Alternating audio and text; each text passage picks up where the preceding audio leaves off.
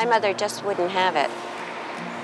You see, it was totally unacceptable to my mother that I was not happy.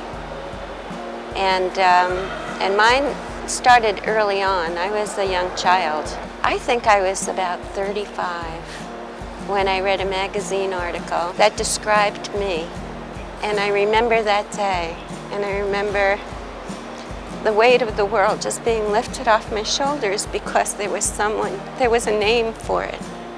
There was someone else who had it, and there was help.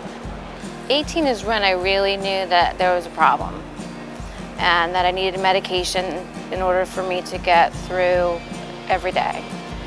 And therapy, and lots of prayers, and my mom.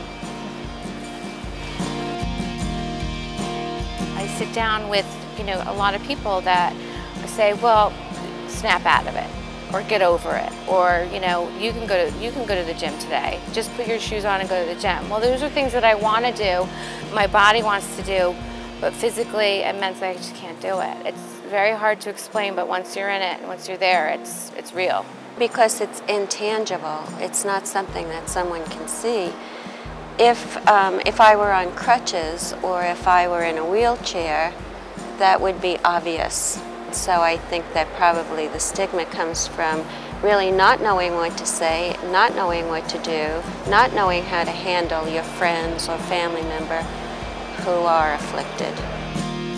It is hard. It's hard to try to be okay with yourself and your illness or disease and show your kids that it's okay. My kids know I have depression. My kids are here today. And so I want them to know from the beginning. They're 6 and 8 years old, so right now they'll know from this point on in their life that if they ever feel down or depressed or anxious or anything, that they can always come to me. And it's about support, and it is support from my family, from our family.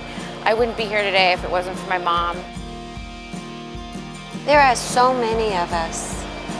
There are so many people who are dealing with mental illness that I would say to a young person who can't find support at home, there is somebody out there in school, in the workplace, wherever. There is someone suffering the same symptoms that they are.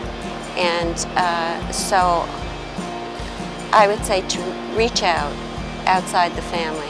If there isn't support, there'll be support outside.